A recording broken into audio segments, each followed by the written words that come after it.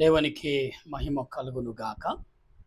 ప్రభువు పేరట మీ అందరికి వందనాలు, శుభాలు. మరణాత బాగున్నారా?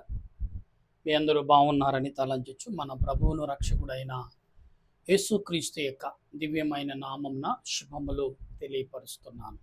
ప్రియులారా, ఈ దినము పాఠము కొరకు ప్రార్థన చేసుకుందాం. ప్రార్థన. సర్వోన్నతుడా, సర్వాధికారి అయిన దేవ, నీకు స్తోత్రాలు స్తుతులు చెల్లిస్తూ సమయములో నీ నామాన్ని బట్టి ప్రార్థన చేయుటకు, నీ నామాన్ని బట్టి స్తుతించుటకు నీ కృపను మాకు దయచేసినందుకు వందనాలు. సమయములో ప్రార్థిస్తుండగా దేవా, నీ ఆలోచన, నీ తలంపులు మాకు దయచేసి, నీ దీనదాసుడి నన్ను నా తలంపులు మరుగు చేసి, మీరు నాలో ఉండి నీ బిడ్డలతో మాట్లాడి, మీరే కాదు ప్రభు, మీరు మీతో పాటు పరిశుద్ధులు, దేవదూతలు, సరేబులు, కరేబులు 24 పెద్దలకి ఆదరణ తోడుగా ఉంచి నీ బిడ్డలకు నీ మహిమను, నీ కాపుదలను, సహనము, ఓర్పును దయచేసి మహిమ పొందమని క్రీస్తు నామమున అడుగుచున్నాను తండ్రి. ఆమేన్. తండ్రి అయిన దేవుని సహాయము తోడుగా ఉండి ముందుకు నడిపించును గాక. ఆమేన్. ప్రభునందు ప్రియా దేవుని నా ప్రియా స్నేహితులారా, దేవుని సంగమా, ఈరోజు ఓర్పు కలిగి ఉండుట, ఓర్పుతో దేవుడు తనకు తానుగా అప్పగించుకున్నాడు. అంటే ప్రతి దాంట్లో ఓర్పు అనేది చాలా అవసరం.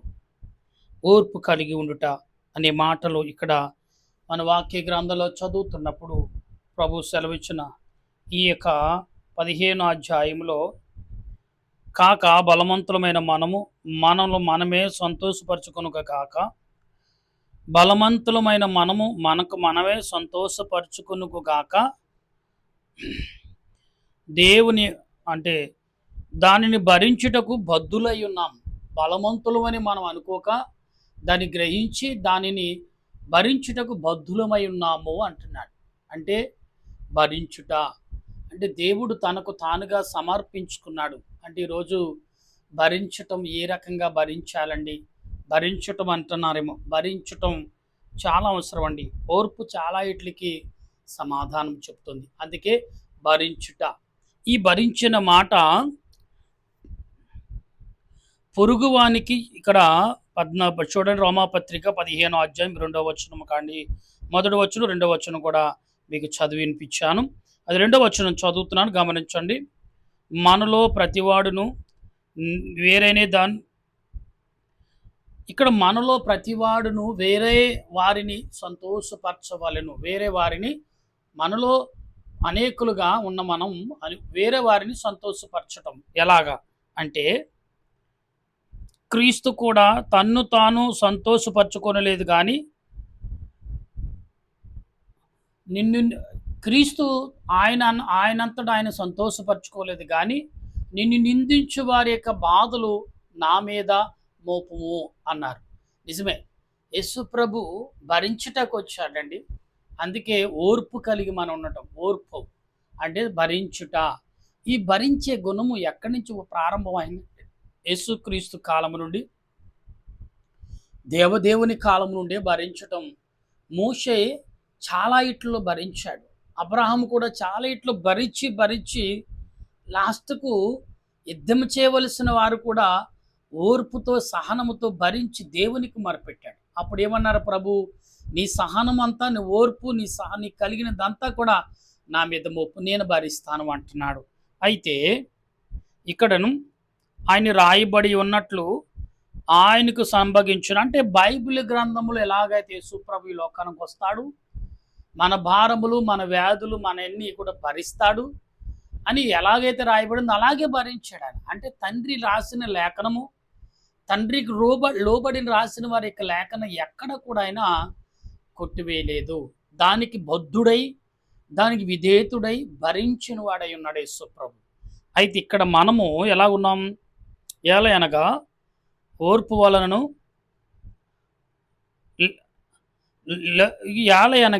ఓర్పు వలన లేఖనము నెరవేర్పుట వలనను మనకు నిరీక్షణ కలుగుటకై పూర్వమందు రాయబడిన అన్ని మనకు బోధ కలుగుటకు రాయబడి ఉన్నది. అంటే బోధ అంటే మనకు అర్థమవుటకు రాయబడి ఉన్నది. బోధ అనేది అర్థం చేసుకోటకు, అందుకే ఓర్పు కలిగి ఉండాలి మనం. ఓర్పు, సహనము అని. సహనము ఎంతవరకు ఉందండి అని, సహనం ఉందా? ఉండాలి ఒక్కొక్క సమయంలో. సహనము లేకపోతే ఏమి మనం సాధించలేం.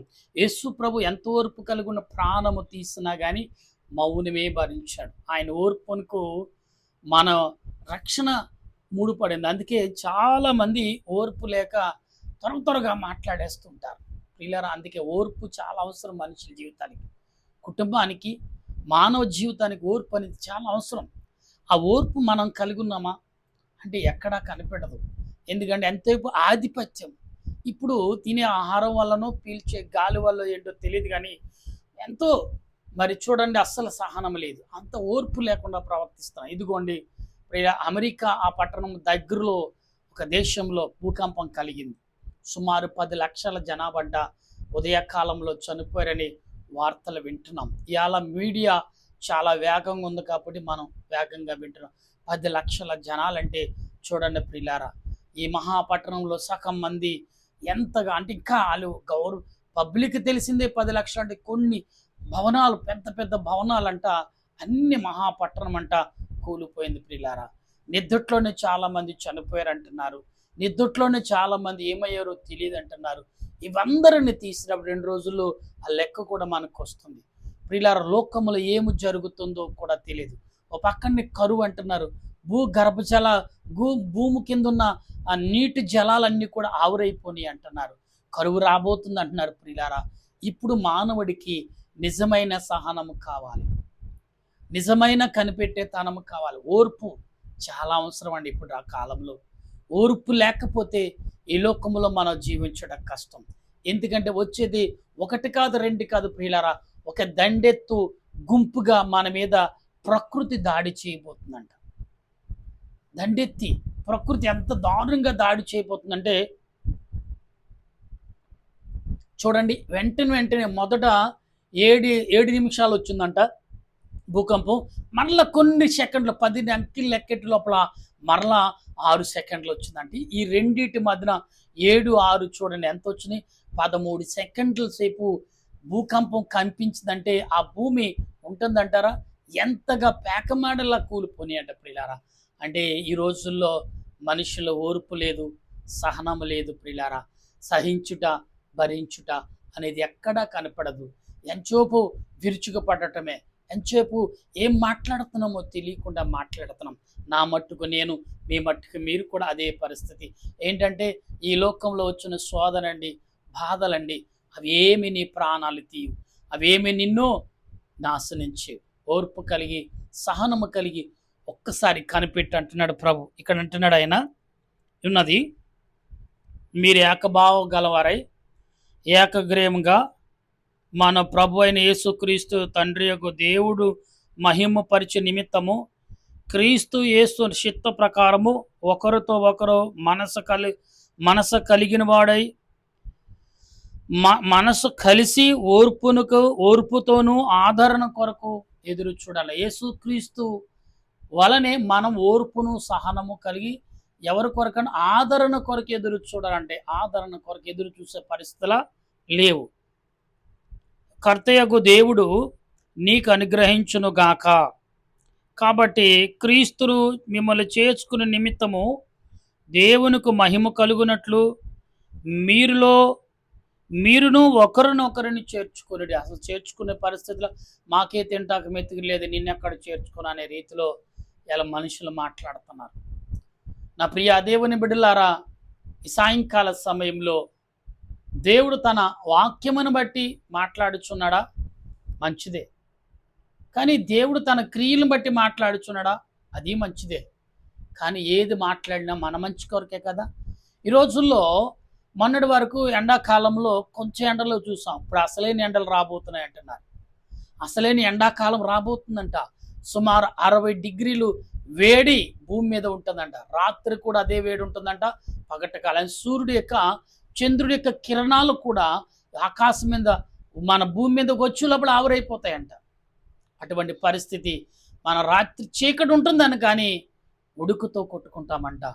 కరెంటు చాలా చోట్ల మంచినీళ్ళు తాగటానికి ఉండమంట. పట్టణాలు ఇప్పుడు నీళ్లు కోసం మాకు లేదు అని ఎత్తైన భవనాలు కట్టుకున్న వారికి నీళ్ళే చాలా ఆధారం. ఆ నీళ్లు లేకపోతే వాళ్ళు ఏం చేస్తారు? పల్లెలకు, పట్టణాలకు, పట్టణం వారు పల్లెకి వెళ్ళిపోతుంటారు. అందుకే దేవుడు అంటున్నాడు, ఒక్కొక్కసారి దేవుడు ఏం చేస్తాడు తెలుసా? ఆనాడు బాబేలు గోపురం కట్టిన ఆ స్థలము ఏమండి, మంచి నీటి సర అనగా మంచి నీటి నది ఉన్న పక్కనే వాళ్ళు నివసించారు. ఎత్తైన భవనాలు కట్టేసుకున్నారు. కానీ దేవుడు ఏం చేశాడు? వీళ్ళు కుదరలేదు, ఒకే భాషలో ఉన్నారు, ఏదైనా చేయగలరు కాబట్టి వీళ్ళు బలవంతులు. అప్పుడు చాలా బలవంతులుగా ఉండేవారట మనుషులు. కాబట్టి దేవుడు ఏం చేయాలి? సెల్లా చెదురు చేశాడు. ఇవాళ మహాపట్టణంలో ఎక్కడైనా రాతి నేల ఉంటే ఇంకా భవనాల మీద భవనాలు కట్టేస్తారు. ఇవాళ 60-70 ఫ్లోర్లు హైదరాబాద్ పట్టణంలో 70 ఫ్లోర్లు బిల్డింగ్ అంటే చూడండి ఏంటది ప్రియులారా? ఎంత భూమి యొక్క బలం ఎంత, దాని శక్తి ఎంత, దాని ప్రభావం ఎంత అని ఆలోచించకుండా కడుతున్నారంటే అసలు ఏంటి? మనుషులు కూడా లక్షల కోట్ల రూపాయలు ఎట్లా కొనుక్కుంటున్నారు ప్రియులారా? ఏది శాశ్వత? ఇప్పుడు అలాంటి బిల్డింగ్లే కుప్ప కూలిపోయి 13 సెకండ్లు భూమి కంపించగానే పేకమేళ్ల కూలిపోయి నిద్రలో ఉన్నవారే నిద్రలో సుమారు 10 లక్షల జనాలంటే వారిని మరి ధర్నం చేయడానికి, కప్పిపెట్టడానికి కానీ లేదా కాల్చడానికి కానీ అసలు ఈ మనుషులు ఎలాగుంటారండి ప్రియులారా? మనం అప్పుడప్పుడు చూస్తాం, వైరస్ వచ్చి కోళ్ళు చనిపోతూ మేకలు చనిపోతున్నప్పుడు పెద్దగా జేసీబీతో పెద్ద గొయ్యి తీసి, చాలా లోతుగా గొయ్యి తీసి ట్రాక్టర్లతో పట్టుకొచ్చి అందులేస్తారు. ఎక్కడో కానీ ఒక యుద్ధం జరిగినప్పుడు చాలా చోట్ల, కరోనా టైంలో కూడా అదే చేశారు చాలా చోట్ల. ఎక్కడంటే మనుషులు ఎక్కడ సహకారం లేనప్పుడు మిషన్ల ద్వారా ఒక వ్యాన్లో ఒక దాంట్లో వేసుకుని అలాగ దిమ్మరించేసి మట్టేసి కప్పెట్టేసి వారు కూడా దృశ్యాలు మనం కరోనా టైంలో చూసాం. ప్రియులారా, కరోనా సుమారు 3.5-4 సంవత్సరాలు వేధిస్తుంది. అయినా కానీ ప్రియులారా ఇంకా భయంకరమైన దృశ్యాలు రానున్నాయి. మొన్నటి దాకా యుద్ధం అండి, ఏమండి ఎంత దారుణంగా జరిగింది యుద్ధం మనకు అందరికీ తెలుసు. కుప్పలుగా మనుషులు చనిపోవటం చూసాం. ఇప్పుడు చూడండి, ఏ యుద్ధాలు జరగలేదు కానీ భూకంపముతో ప్రియులారా ఎంతమంది ఇప్పుడు మనిషి నిజమైన సహనం, నిజమైన ఓర్పు, నిజమైన బలం మనిషికి ఇప్పుడే అవసరం అండి. దృఢమైన నమ్మకంతో ఉండాలి ప్రియులారా. మన కొరకు, మానవ యొక్క మనుగుడు కొరకు వేడుకునే, కన్నీరు కార్చే సమయం ఆసన్నమైనది. దేని కొరకండి? మానవుడు కన్నీరు కార్చి వేడుకునే సమయము ఆసన్నమైన. డబ్బు కానీ, ఆస్తులు కానీ, అంతస్తులు కానీ ఏమీ నీకు పనికిరావు, ఏమీ నీకు ఉపయోగపడవు ప్రియులారా. గమనించండి ఒకసారి. దేవుడు అంటున్నాడు, ఏమంటున్నాడు ఇక్కడ అంటే, మనం గమనించినప్పుడు ఇక్కడ ఒకసారి ఆలోచించినప్పుడు, నేను చెప్పినది ఏమనగా, ఇతరులు చేయబడిన వాగ్దానం విషయంలో దేవుడు సత్యవంతుడని స్థాపించుటకును, అన్ని జనులు ఆయన కనికరమును గూర్చి దేవునిని మహిమపరచుటకును, క్రీస్తు సున్నతికి కలవారికి పరిచారకుడు ఆయను. అందు విషయమై ఈ హేతువు చేతను అన్యజనులలో నిన్నును స్తుతింపను, నీ నామ సంకీర్తన చేయుదును అని రాయబడి ఉన్నది. చూడండి, ఇక్కడ అన్యజనుల్లో నిన్ను స్తుతింపదును అంటే అన్యజనులు కూడా నిన్ను స్తుతిస్తారని రాయబడి ఉన్నది. స్తుతింపును అన్నాడు, స్తుతింపుస్తాను, అన్యజనులు హెచ్చించుకుంటానని కూడా ఇక్కడ గ్రంథము పట్ల మనం చదువుతున్నాం. నా ప్రియ దేవుని బిడ్డలారా, ఓర్పు సహనము ఎంతగా ఉన్నదో ఇక్కడ మనం చేసే స్తుతులను బట్టి ఆధారం ఉంది. నువ్వు ఎంత ఓర్పు కలిగి దేవుని స్తుతిస్తున్నావు, ఎంత సహనము కలిగి దేవుని ఘనపరుస్తున్నావు. ప్రార్థన చేయటకు కూడా సమయం గడియ చూస్తే ఇంకా ప్రార్థన లేదా, ఇంకెంతసేపు చేస్తాడు పాస్టర్ గారు ప్రార్థన అనేవాళ్ళు కూడా లేకపోలేదు. ఇంకా పలాంటి టయానికి టైం పెట్టుకుని ఆ కార్యక్రమం అలా ముగించేస్తారు. పరిశుద్ధాత్మ ఆదరణ కలిగినా కానీ గృహకూడికైనాను సంఘకూడికైనా అదే సమయం మేము ఇంటికి వెళ్ళిపోవాలి. వ్యాపారం, మా బిజినెస్ ఏమైపోతుందో, మేమేమైపోతాం. దేవుని సన్నిధిలో కూడా కొన్ని గంటలు మరి ఓర్పుతో సహనముతో గడపలేని మనుషులుగా మారిపోయామని. అలాంటప్పుడు ప్రకృతి తిరగబడితే తప్పేముంది? సృష్టి యావత్తు తిరగబడి యుద్ధం చేసినా తప్పేమీ లేదు. దేవుడు మౌనంగా, ఇప్పుడు నువ్వేమి చేసినా మౌనంగానే ఉంటున్నాడు ఆయన. సహనముతో కనిపెడుతున్నాడు ఆయన. నువ్వు కనిపెట్టలేకపోతున్నావు కానీ ఆయన కనిపెడుతున్నాడు. కాబట్టి ఇప్పుడు ఏమి జరిగినా మౌనంగానే ఉంటాడు. ఆయన పిల్లల అభివృద్ధిని చూస్తున్నాడు, అలాగే వారి పిల్లలు చేసే స్తుతులు వింటున్నాడు, వాళ్ళ పిల్లలు మొరపెట్టే మొరని వింటున్నాడు, వాళ్ళ పిల్లలు నడిచే నడకని వింటూ చూస్తున్నాడు. వాళ్ళు ఆయన పిల్లలైన వారు చేసే క్రియలు కూడా చూస్తున్నాడు. తన కుమారుడైనా తన బిడ్డలైన ఏదైనా లెక్కే. యేసు ప్రభు తండ్రి అయిన దేవుడు తన భక్తుల ద్వారా రచించిన మాటలు, అదిగో నేను మాటిచ్చాను, మానవుల చేత రచించిన ఆ రాతను నెరవేర్చును వెళ్ళు అని యేసుక్రీస్తుని లోకానికి పంపించి సహనముతోనూ ఓర్పుతోనూ నిమ్మదనముతో ఇవన్నీ కూడా మానవుల యొక్క పాపమును కడిగివేయటానికి వచ్చాడు. నేను భరించటానికి వచ్చాను కానీ మీ మీద తిరుగుబాటు చేయటానికి రాలేదని అన్న ప్రభు. అంటే తండ్రి ఏ రకంగా ఆయన ఈ లోకానికి పంపించాడు, మనం ఎలాగున్నాం? ఆయన బిడ్డలుగా మనం ఎలా జీవిస్తున్నాం? గర్వముతో, ఓర్పు లేదు, సహనము లేదు, నిమ్మదనము లేకుండా మనం బ్రతుకుతున్నాం. నా మట్టుకు నేను కూడా అదే బ్రతుకు. ఎందుకంటే సేవకుడినైండు కూడా ఒక్కొక్కసారి ఎలాగ మాట్లాడతామో మాకే అర్థం కాదు ప్రియా దేవుని బిడ్డ. కానీ ఇప్పుడు జరుగుతున్న కాలాన్ని, మరి జరుగుతున్న క్రియలను చూస్తే వణుకు పుడుతుందని ప్రియుల. ఆటోమేటిక్గా వార్తల కంటే వేగముగా ఏమొస్తున్నాయి, మరి యూట్యూబ్ల ద్వారా మెసేజ్లు వచ్చేస్తున్నాయి. ఆ దేవుని బిడ్డలారా, ఈ సాయంకాల సమయంలో ఏ రకంగా మీరు వింటున్నారు, ఏ రకంగా దేవుని వాక్యానికి లోబడుతున్నారు, ఏ రకమైన క్రియలు సహనము కలిగి ఉంటున్నాం? దేవుడు ఈ లోకానికి వచ్చాడు, భక్తులు నీకు నాకు బయలుపరిచిన రాత రూపంలో రాసిన అవన్నీ నెరవేర్చుతున్నాడు దేవుడు. కానీ నువ్వు మాత్రం ఆయన చేయవలసిన క్రియలు, ఆయనకు లోబడవలసిన క్రియలు మాత్రం మనం ఎక్కడ చేయం. నాకేంటి, మాకు ఉపకారం ఏంటండి ఆ పనులు చేస్తే? మేము ఎంజాయ్ చేయటకు, మేము సంతోషంగా ఉంటాకు, మేము జీవించుటకు, మేము ఆనందంగా గడపటకు మేము సంపాదించుకున్నాం. ఎవరైనా అడిగితే ఏమంటారు తెలుసా? మా దగ్గర లేవు, కోట్ల పడగెత్తుకున్నా కానీ దేవాలయం కట్టడం అయ్యా, మీ సహాయం, మీరు ధనవంతులు కదా, మీరు ఎంతో కందిస్తే దేవాలయము త్వరగా పూర్తి, అందులో ఆరాధన చేయటకు, దేవుణ్ణి స్తుతించడం కంటే అబ్బాయి మళ్ళీ ఏమో అప్పుల పాల్లో ఉన్నామంటారు. వాళ్ళ ఇంటి నిండా బీరువాల్లో డబ్బు పెట్టుకుని కూడా డబ్బులు ఇవ్వని వారు ఎందరో ఉన్నారు. నేను చూస్తాను చాలా మందిని. ప్రియులారా, నేను రెక్కల ముక్కలు చేసుకున్న నాడే దేవాలయంకి నిర్మాణముకు కొన్ని వేల రూపాయలు ఇచ్చేవాడిని. అలాంటి సేవకులు ఈరోజు నేనెవరో వారికి తెలియదు. దేవునికి స్తోత్రం. దేవుని ఆరాధించే కార్యము నిమిత్తం ఖర్చు పెట్టాను కాబట్టి దేవుడు మరణము పడకము నుండి కూడా నన్ను 4 మార్లు లేపాడు. 4 సార్లు ప్రమాదమైన వ్యాధులు, ప్రమాదములమైన ఇబ్బందులు, ప్రమాదమైన కరోనా కూడా వచ్చినా కానీ నన్ను తాకి వెళ్ళినే తప్ప నా ప్రాణమనేమి చేయలేదు. ఎందుకంటే దేవుడు ఎక్కడో ఎన్ని రకాలుగా విజయం అంటే నత్తివాడినైనా నన్ను దేవుడు వాడుకుంటాకు, ఏ రకంగా ప్రార్థన చేయటకు, నా ప్రార్థన ఏ కుటుంబానికి ఆశీర్వాదంగా ఉంటుందో లేదా శాపకరంగా ఉంటుందో తెలియదు, కానీ దేవుడు వాడుకుంటున్నాడు. కార్యము చేసేవాడు ఆయనే, కార్యము తీర్చేవాడు కూడా ఆయన. అందుకే తీర్పు నేను తీర్చుకుంటాను, నీకు సంబంధం లేదంటున్నాడు. అయితే ఇక్కడ అంటున్నాడు ఏమని అనగా,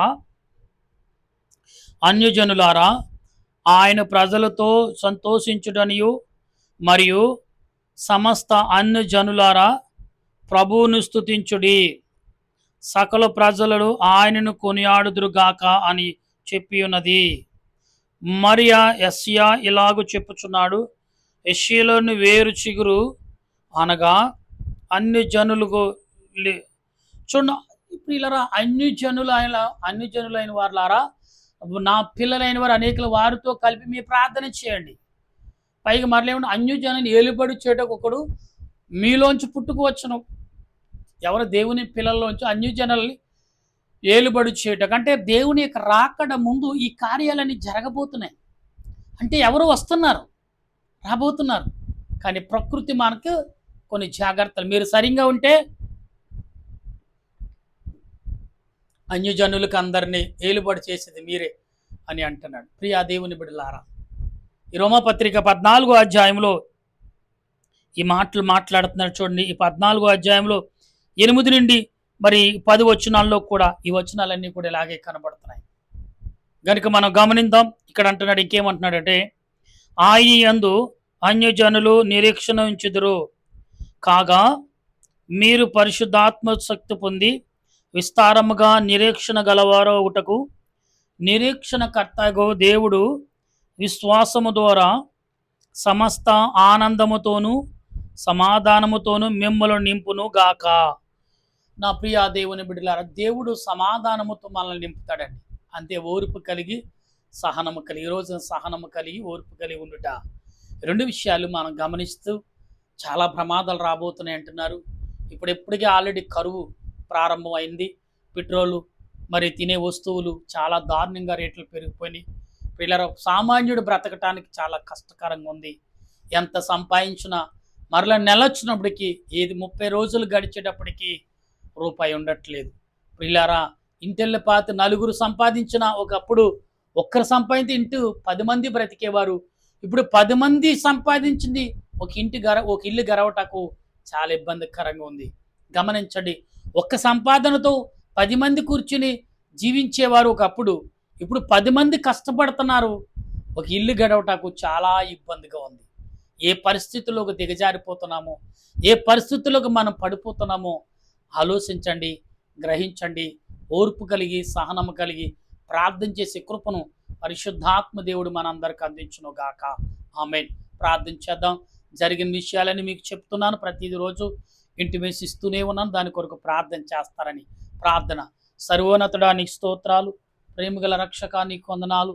ఇదిగో దేవా, సుమారు 10 లక్షల జనాలంటే ప్రభా, మనుషులు, ఏ దేశం వారు మాకు తెలియదు కానీ, ఏ రాష్ట్రం వారు మాకు తెలియదు కానీ ప్రభా, నాయన అనేకులు చనిపోయారండి ప్రభా. భూకంపం వచ్చింది, కుప్ప కూలిపోయారు ప్రభా మనుషులందరూ. దేవా, ఒకరోజు ఈ ఆట మాటకే మాకు కనపడింది, రేపు వార్తల్లోకి వస్తాయి ఎంతమంది చనిపోయారు. తీయాలా లేదా ఆ ఊరిని అలా విడిచిపెట్టేయాలా, ఎంతమంది నేను తీయగలరా ప్రభా. దేవా, అధికంగా ఎన్నో కష్టాలు వచ్చేస్తాయి. ఇప్పటికే అమెరికా మరి నాయన కొంత ధనమును ఆ దేశానికి ఇవ్వటానికి ప్రకటించిందంట. అన్ని దేశాలు సహాయపడతారని. ప్రకృతి యొక్క విపత్తిని ఎవరు జయించగలరు ప్రభా. కానీ నువ్వు శాంతి కలిగితే ఆనాడు నిలివే ప్రజలను దీవించినట్టుగా ఈనాడు ప్రజలని కాపాడు. ఒక పట్టణం ప్రజలు కాదు, ఒక దేశ ప్రజలు కాదు, ప్రపంచానంతటికి మరి నాయన ఇదిగో అగ్ని తుఫాను రాబోతుందంట, వడగండ్లు ఎండలు రాబోతున్నాయంట ప్రభా. దేవా, వీటిని తప్పించుకున్న నాదుడెవడు ప్రభా. నువ్వు కన్నెర చేస్తే అగ్ని వర్షం కురుస్తుందని ప్రకటన గ్రంథంలో ఒక పాత్ర కుమ్మరించినప్పుడు ప్రభా, నాయన కరువు సంబగిలపోతుంది, సూర్యుడు అగ్ని వలె మారతాడన్నాడు. అది నిజమవుతుందా ప్రభు? అందరూ రాకడ సూచనలా దేవా, నీ బిడ్డలైన మేము తట్టుకుని శక్తిని, ఇదిగో సుమారు 2 సంవత్సరాలు, ఇప్పుడు నాయన సంవత్సరంలో 6 నెలలు పూర్తయిపోతుంది ప్రభా. ఇంకా మా మధ్యన 6 నెలలే ఉన్నాయి.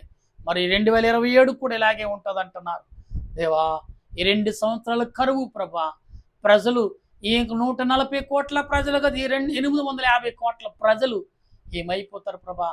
ఎంతమంది పిట్టల వలె రాలిపోతారు, ఎంతమంది నశించిపోతారో మాకు తెలియదు ప్రభా. దేవా, దుఃఖముతో వేదనతో ఓర్పు కలిగి సహనము కలిగి ప్రార్థించే కృపను నీ పాదముల ఎదుట గోజాడే కృపను, ప్రకృతిని సహనాన్ని నాయన ప్రతిదాన్ని శాంతిపరిచి నాయన నీవే బలపరిచి, ఇదిగో తండ్రి తొలకర వాన, ఇదిగో తండ్రి మరి నాయన వర్షాలు కూడా రాకుండా మేఘాలే సూర్యుడికి వేడికి కరిగిపోతున్నాయంట ప్రభా. ప్రయాణం చేయటకు చేస్తున్నాయంట సముద్రం నుండి, కానీ గమ్యానికి చేరకుండా భద్రికనే కరిగిపోతున్నట్టు ఆ సూర్యుడి కిరణాల వేడిని చూపిస్తున్నారు టెక్నాలజీ ద్వారా. దేవా, మనుషుల యొక్క మనుగుడు నాయన ఏమైపోతుంది ప్రభా. దేవా, ప్రకృతి సిగ్నల్ ఇస్తుంది, మనుషులు గ్రహించలేక గర్వముతోనూ ఆవేశముతో అనాలోచనతో ఊగిపోతూ మాట్లాడుతున్నామే తప్ప ఓర్పు కలిగి సహనము కలిగి కనిపెట్టే స్థితి కోల్పోయాం ప్రభా. నీ సహాయం మాకు అందించి నీ ఆత్మతో నింపమని దీనుడు నలుపుడు నా యోగుడిని ప్రభా. నన్ను, నా దేశ ప్రజలను, సేవకులు, పరిచారకులు, సువార్థకులు ప్రార్థన చేసే సమయం ఆసనమైనది, కనిపెట్టే సమయం ఆసనమైనది. ఒక వ్యాధి వస్తే, ఒక రోగం వస్తే, ఒక కొరవ వస్తే ఎలాగ మేము బాధపడి ప్రార్థించాలి, అలాగే ప్రపంచం యావత్తు ఒకే స్వరముతో, ఒకే కంఠముతో నేను స్తుతించే భాగ్యం, నేను కనపరిచే భాగ్యం అందించి నడిపించమని మా ప్రభువును రక్షకుడు యేసుక్రీస్తు యొక్క దివ్యమైన నామమును అడిగి ప్రార్థన చేయుచున్నాను మా పరమ తండ్రి. ఆమేన్. పరలోక మా పరమ తండ్రి, నామం పరిశుద్ధపరచునుగా, నీ రాజ్యం వచ్చునుగా, నీ చిత్తం పరలోకమందు నెరవేరినట్టు భూమి మీద నెరవేరునుగా. మనందరుడే మాకు దయచే మా ప్రార్థన చేసిన క్షమించిన ప్రకారం మా ప్రార్థన మమ్మల్ని శోధనకి తప్పు రాజ్యము, శక్తి, మహిమ నిరంతరం నా తండ్రి. ఆమేన్. యేసురత్నమే జయం, అపాదుల్యం ప్రవేశరత్నమే జయం, అపాదుల్యం ప్రవేశ సంపూర్ణ విజయం, అపాదిగా అంతకల నాశనం. హల్లెలూయా, హల్లెలూయా. స్తోత్రం, స్తోత్రం, స్తోత్రం. Amen, amen, amen. మన తండ్రి అయిన దేవుని ప్రేమ, త్రియేక దేవుని కృప, నిన్ను సూచి నిన్ను ఆరాధించి నేను స్తుతించే ఆత్మ తలంపు నీ రాకడకు సిద్ధపాటు మాకు అందించును గాక. Amen, amen, amen. మీ అందరికి వందనాలు. మరణాత.